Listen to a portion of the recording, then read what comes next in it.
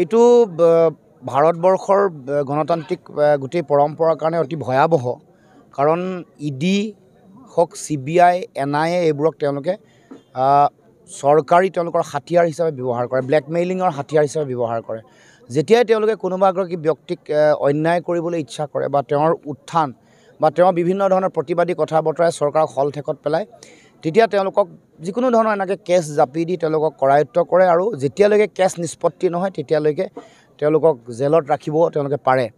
আগতে এনেকুৱা ব্যৱস্থা নাছিল, আইন সংশোধন কৰি যিটো কাম কৰিলে এইটো মই ভাবোঁ দেশৰ গণতান্ত্ৰিক ব্যৱস্থাটোলৈ প্ৰত্যাহ্বান, যিটো আইনৰ শাসন বুলি কয় তালৈও প্ৰবল প্ৰচণ্ড প্ৰত্যাহ্বান। আপোনালোকে সকলোৱে দেখিছে ৰাইজ উৎফুল্লিত আৰু এবাৰ ৰাইজে সিদ্ধান্তই লৈছে যে যি ৰাজনৈতিক দলে যিসকল ব্যক্তিয়ে জাতিটোক অন্যায় কৰিছে, বিভিন্ন ধৰণে অন্যায় কৰিছে, বিভিন্ন জাতীয় বিষয়সমূহত তেওঁলোকে জাতি ধ্বংসী সিদ্ধান্তসমূহত তেওঁলোকে সহযোগিতা কৰিছে, হাত উজান দিছে আৰু মানুহৰ মৌলিক যিবোৰ বিষয় জীৱন জীৱিকা এইবোৰকো যিসকলে অতি সংকটৰ মাজলৈ ঠেলি দিছে, তেনেকুৱা ৰাজনৈতিক দল আৰু ৰাজনৈতিক নেতাক তেওঁলোকে অসমৰ পৰা উৎখাত কৰিব। আৰু সেইকাৰণে এইবাৰ ৰাইজৰ যিমান সজাগতা আৰু সচেতনতা, ৰাইজে যেনেধৰণে আগবাঢ়িছে, ইয়াত বিজেপিৰ প্ৰাৰ্থীগৰাকীক নিশ্চিহ্ন কৰিবৰ কাৰণে জনতা ইতিমধ্যে সিদ্ধান্ত গ্ৰহণ কৰিছে, ঐক্যবদ্ধ হৈছে। এনেকুৱা আমাৰ মূল কথাবোৰ কৈ আহিছোঁ, কি কৰিছে কি নাই চৰকাৰখনে, বিজেপি দলে। গতিকে কোনে মিছা কথা কৈছে ৰাইজে সকলোৱে দেখিছে।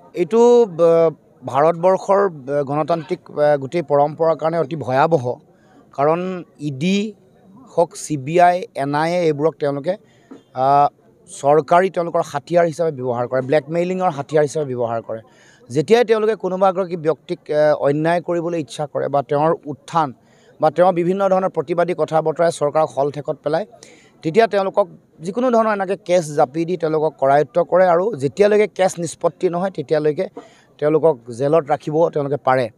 আগতে এনেকুৱা ব্যৱস্থা নাছিল, আইন সংশোধন কৰি যিটো কাম কৰিলে এইটো মই ভাবোঁ দেশৰ গণতান্ত্ৰিক ব্যৱস্থাটোলৈ প্ৰত্যাহ্বান, যিটো আইনৰ শাসন বুলি কয় তালৈও প্ৰবল প্ৰচণ্ড প্ৰত্যাহ্বান। আপোনালোকে সকলোৱে দেখিছে ৰাইজ উৎফুল্লিত আৰু এবাৰ ৰাইজে সিদ্ধান্তই লৈছে যে যি ৰাজনৈতিক দলে যিসকল ব্যক্তিয়ে জাতিটোক অন্যায় কৰিছে, বিভিন্ন ধৰণে অন্যায় কৰিছে, বিভিন্ন জাতীয় বিষয়সমূহত তেওঁলোকে জাতি ধ্বংসী সিদ্ধান্তসমূহত তেওঁলোকে সহযোগিতা কৰিছে, হাত উজান দিছে আৰু মানুহৰ মৌলিক যিবোৰ বিষয় জীৱন জীৱিকা এইবোৰকো যিসকলে অতি সংকটৰ মাজলৈ ঠেলি দিছে, তেনেকুৱা ৰাজনৈতিক দল আৰু ৰাজনৈতিক নেতাক তেওঁলোকে অসমৰ পৰা উৎখাত কৰিব। আৰু সেইকাৰণে এইবাৰ ৰাইজৰ যিমান সজাগতা আৰু সচেতনতা, ৰাইজে যেনেধৰণে আগবাঢ়িছে, ইয়াত বিজেপিৰ প্ৰাৰ্থীগৰাকীক নিশ্চিহ্ন কৰিবৰ কাৰণে জনতা ইতিমধ্যে সিদ্ধান্ত গ্ৰহণ কৰিছে, ঐক্যবদ্ধ হৈছে। এনেকুৱা আমাৰ মূল কথাবোৰ কৈ আহিছোঁ, কি কৰিছে কি নাই চৰকাৰখনে, বিজেপি দলে। গতিকে কোনে মিছা কথা কৈছে ৰাইজে সকলোৱে দেখিছে।